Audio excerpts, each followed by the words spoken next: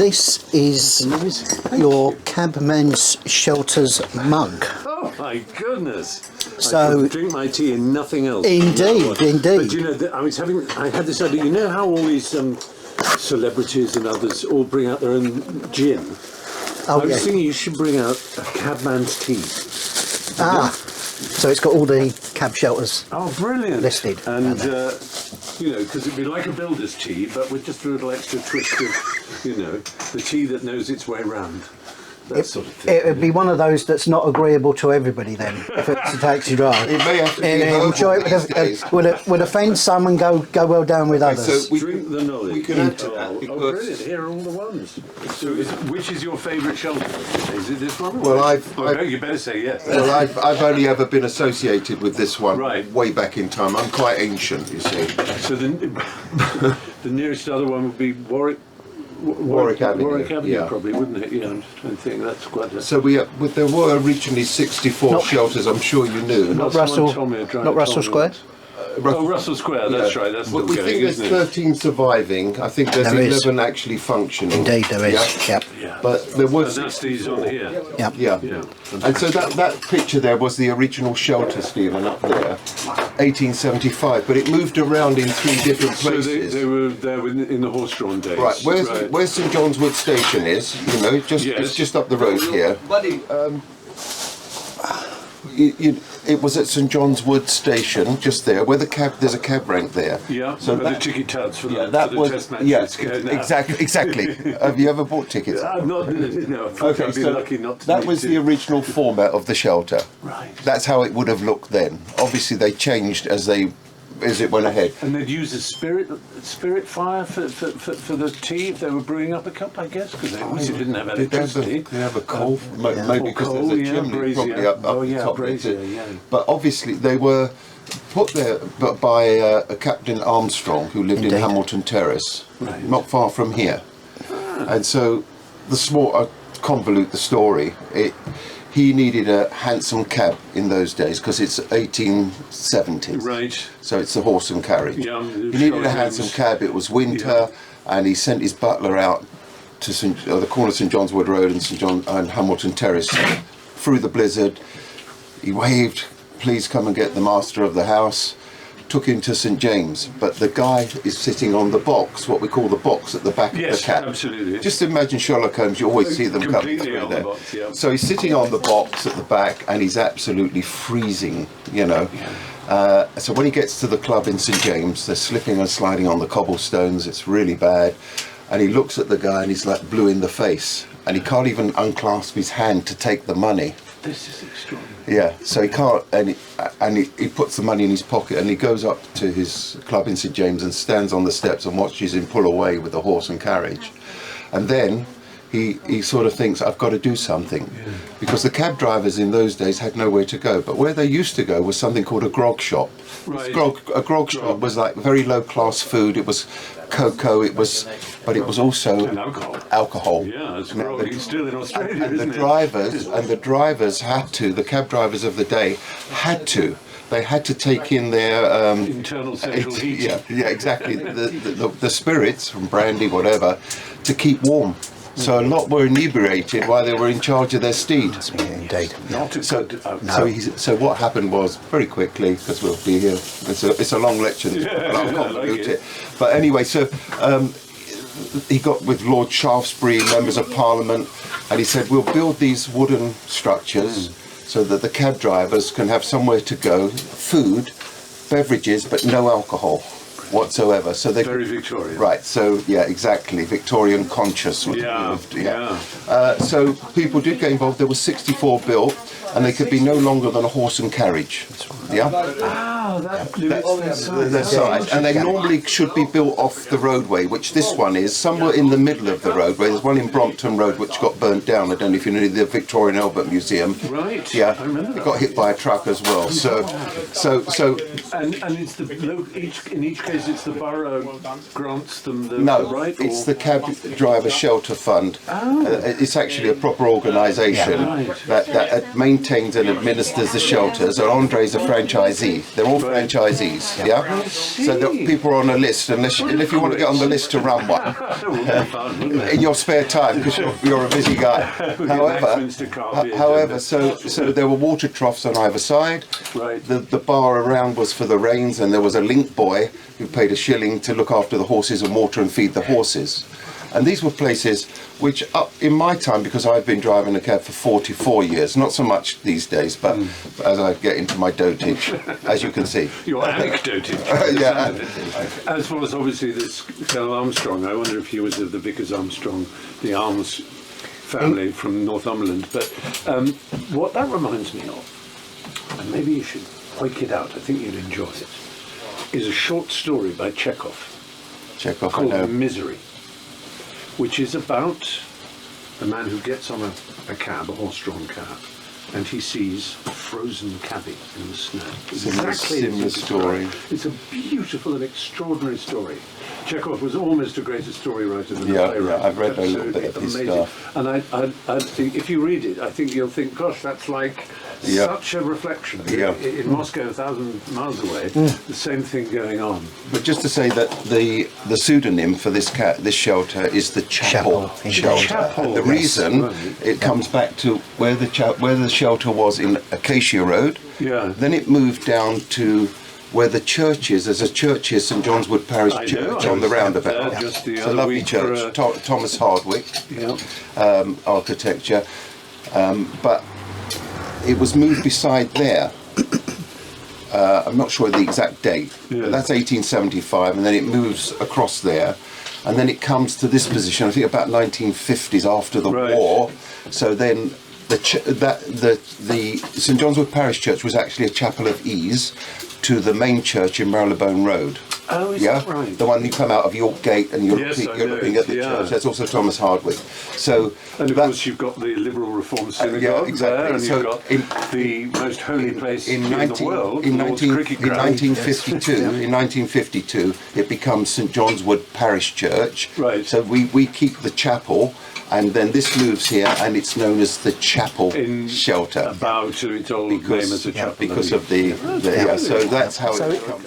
I assume this is the first shelter you've ever stepped Well- inside, or Actually, many years ago, I guested on a documentary series that Bill Bryson, you know the American Yes, writer Bill indeed, Bryson? yep.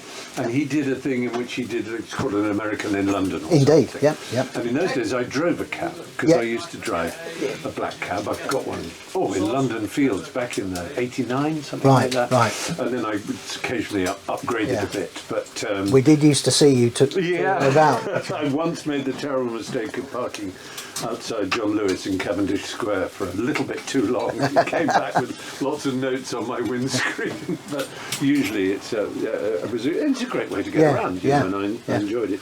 But anyway, so for that reason, I drove Bill around London for one of his sort of bits about London Yeah. in the black cab, and Yeah. we stopped at the Russell Square shelter right. and had a cup of tea there. So I Excellent. have been to one. And are you aware of that shelter's connection to the to the performing arts industry? No. Okay, Oh, do so initially, and Phil may well know this, initially I believe that shelter itself was located in Piccadilly, close to the Haymarket Theatre, Oh, really? and was paid for by Sir Squire Bancroft, and it was subsequently then moved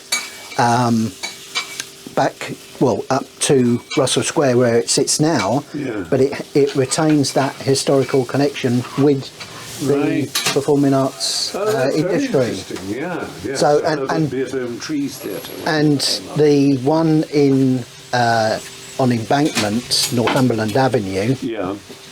the restoration for that, several individuals put into a pot to help restore that, one of which was the author Geoffrey Archer, a fellow Oh, right. right. Yes, because he had shares in the Playhouse Theatre, which is just down there, Right, isn't he? right, And he had yeah. a play running there. I remember. Yeah. And he lived opposite on the south bank, at Indeed, Olympic House. Yeah. Yeah. So there's all these sort of things associated with these iconic green hut taxi shelters. Yes. And as I've sat in a few in my job working with London Taxi PR, you often get people coming up, and if the door is ajar, sort of looking in to see what they are like. It's like the TARDIS, really, in every sense. It's been compared to that so many times. And often there used to be those police boxes quite close. Certainly there was in Brompton, wasn't there? Yeah. That there was a police, real TARDIS in those days. Yeah. And also because they are time machines. As you say, they all have a link to some part of London's extraordinary history. And as Phil correctly said, there are 13 remaining, 11 of which are in service.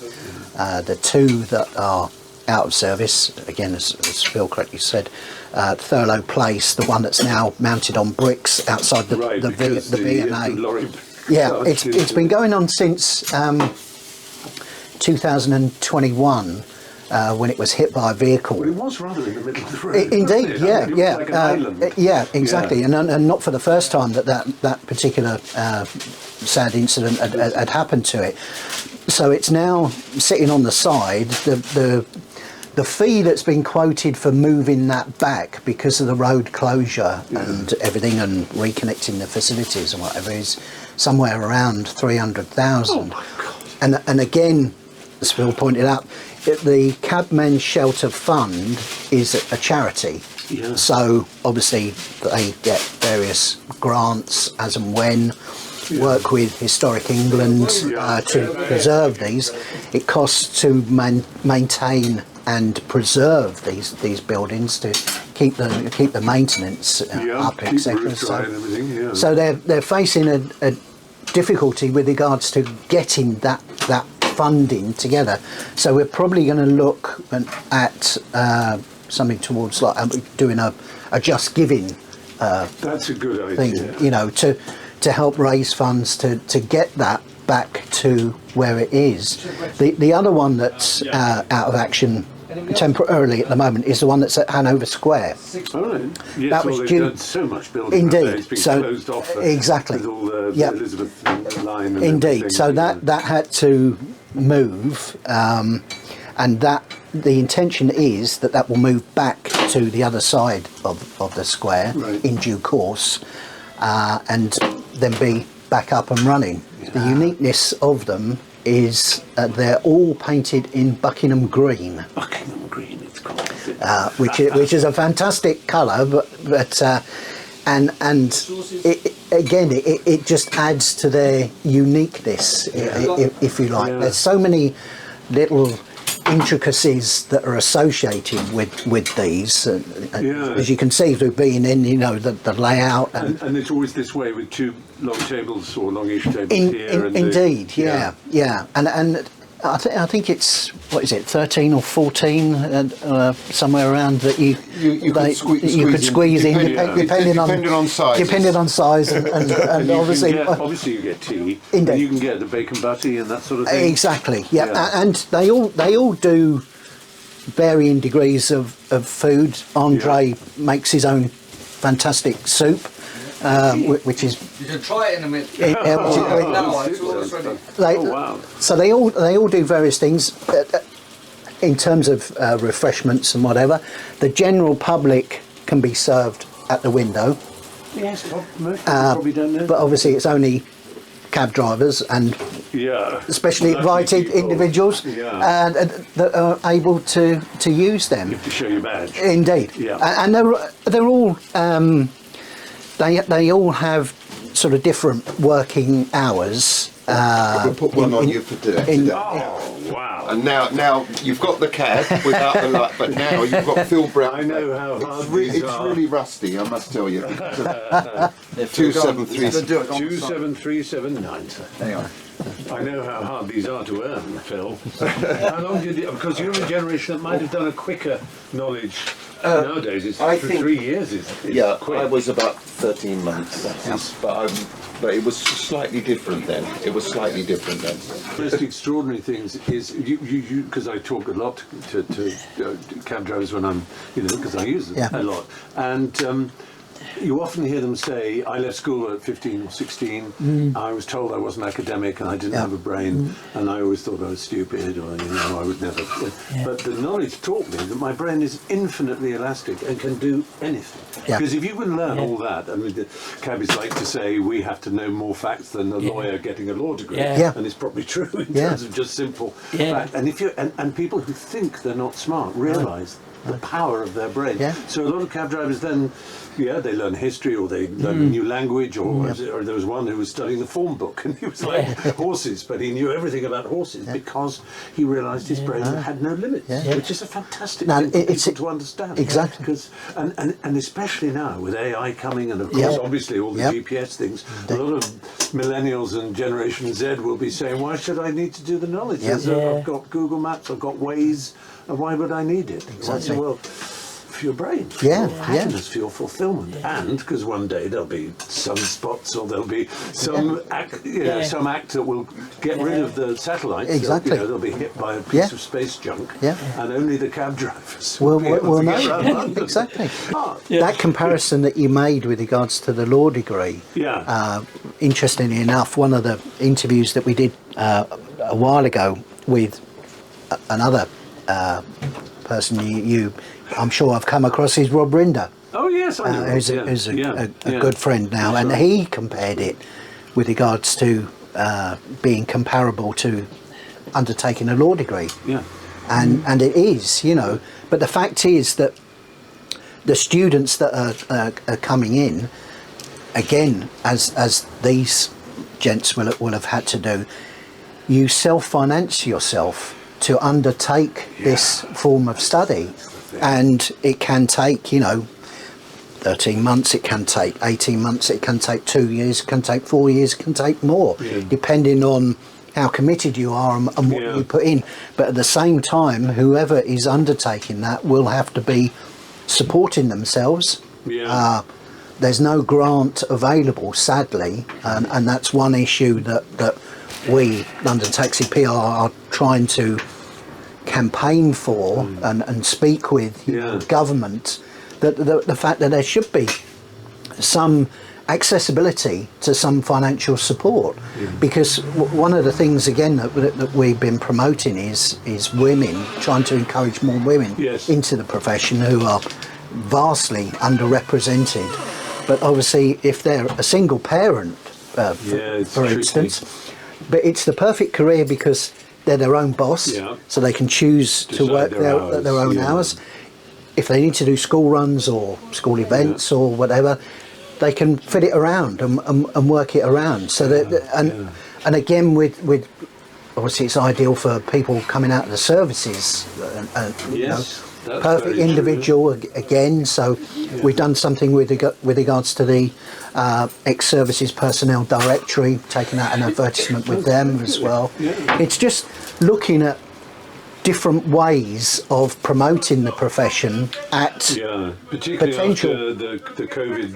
Indeed. Scooping out of how many? Thousands. Well, we're down to what, 14,500 or 14,000. So, and there is that need to replace those that we are gradually through natural wastage. For whatever reason, to come in and like we said, with the best will in the world, it's going to take at least 2 years for one of those drivers to come out and be qualified to get their badge. For growth, like our beloved Prime Minister. There's actually 16,900 drivers at the moment. Oh, very good. 14,800. You see what I mean about the brain? Indeed. One of the former cabbies, 88 years old, called me up, said, Andy, can we have a chat? I said, yeah, no problem. I want to speak to you about the cab shelters. He said, I've got a load of memorabilia that I want to pass on. Tragically, he'd lost his wife the previous year, and he said, look, I want to do something where I give it or will it to either an individual or a company or whatever. So I'm arranging to go around and see all of this memorabilia, Yeah. bits and pieces that he's retained and collected over the years. But one of the things he said was he used to frequent the shelter that I was mentioning previously in Piccadilly. Yes. He used to go in there, and he said we used to get one of the cabbies come in, and he had a laundry bag with him, and he used to put it under the table, and he said, right, nobody touch the bag there. And the first time it happened, I said, you know, well, what's in the bag? He said, well, hold on a minute, I'll open it up, and it was a python. And he used to bring it in, apparently, and he used to meet a stripper afterwards who he would bring the python in for, and she would use it as part of her act. Incredible. Which I thought was an absolute gem of a story. And he said, I've got loads of these, so I'm looking forward to catching up with it. And this is the worry, isn't it? Because the younger drivers now, they just listen to LBC all day. Yeah. I mean, we're Yeah. people arguing about Yeah. politics and getting hot under the collar. Yeah. And in the early days of data cab and computer cab, the dispatchers, before it was all computerised, they would sometimes do things like do quizzes. Do you remember? And so there was this fabulous networking, people joining in and having fun. Derek Diamond. Yeah, because I've got a slide in a bit. Okay. You owned a London taxi, as you said. I did indeed. Yeah. And what made you buy one in the first place? I'm trying to think. I think it wasn't because I thought I won't get stopped and breathalyzed. I just wanted to know that. But, you was drinking then, was you? well, yeah, but not absurdly. I just thought I loved London and I loved the cabs, and I moved to Islington. So as I say, I was in Gibson Square, and so I'd always having these chats with them. And I think it was a driver said to me, you know you can own your own cab, because I was asking about how it is to drive, and I said they're all automatic now, aren't they, mostly? You still used to see in the 80s a few old boys with the gears. But, Still got steering. yeah, and the power, without the power steering, it must have been a nightmare. Terrible. But, I remember.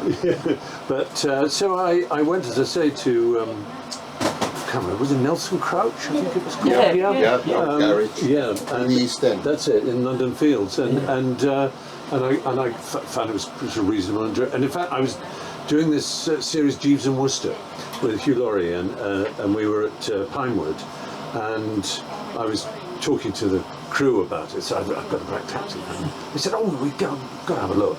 So I said, "Well, I'll drive in tomorrow," because usually you get a car driving you in. So I told the driver I'd drive in myself. So I drove into Pinewood, and then in the lunchtime I get people to ride in it and let them drive it round and everything. And then when I got back in the evening, the props department had made a white plaque for me to go on the back, because of course there wasn't one. And as you know, in the old days it would say your number in the middle, and then it would say license to carry 5 Metropolitan passengers, Police and then in those days. Metropolitan Police at the bottom. And there said not licensed to carry any passengers, and then it had my birth date as the number, and Neapolitan Police. But you had to look quite close. Yeah. And so that I kept that plaque, and I moved it from car to car. Did you ever get stopped by the old? Well, I was going to say, Yeah. then when I moved to St James's, and I had residence parking in Duke of York Street, and one day I got it, and I had a,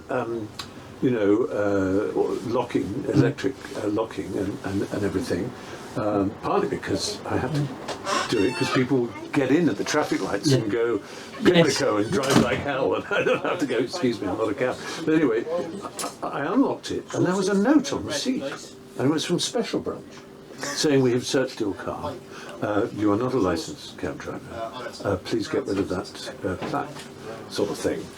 Call this number if you have any issues. And it was around the time there was a terrible car bomb in Ealing. Do you remember? That was a black cab. Yeah. And obviously they saw a black cab in St James's and realised it was a fake plate on the back, and that you can't. Could have blown it up. Well, exactly. I considered lucky, really. I think they presumably they said Mr. Pry or something on it, so they'd obviously traced the number through to me as the owner. So that kind of ended, and by that time they were starting to bring in cameras on the bus lanes, so I couldn't really use the bus lanes. But I loved driving it. It was wonderful, and of course other drivers, the camaraderie, as I'd say, you'd say, oh, someone would pull down their window. I love those pull down windows. They're so much better. They used to go up. Yeah, those they creep up. Yeah, with the rattle of the engine. What colour was your cab? The first one was black. Then I had one that was the second one for the longest time I had, which was the car bodies one, was British Racing Green colour, or Buckingham Green, we should call it. Indeed. Yeah, I mean, they'd say, they'd wind the window down and say, "Oh, Harrow Road's a night. Oh, it's you." But you know, giving tips on which roads were. How busy. about someone who was really needing a cab, and you were sitting there? That did "Mate, happen. why can't you take me?" Did that happen? The worst, and you might have experienced this, was I went to a New Year's Eve party in North London, and then drove back to St James's, where, as I say, I was living, and going along Trafalgar Square at 4 in the morning, there were people throwing themselves on the bonnet, fanning out £20 notes, shouting "tooting" or whatever, desperate Don't go to south get of the river. Don't go south. No, never south. And I learned this thing of doing a big cross sign to show that I was. And obviously, the other thing is, a lot of people, especially out of towners, don't know about the orange light, the taxi light, meaning for hire. Yeah. And obviously on a sunny day or at night, in the old days, especially with the more orange street lamps, you couldn't be sure whether the cab was for hire or not, so people would try and flag you down. But I mean, they are the most. I mean, London would lose 40% of its value as a city without the. But it was always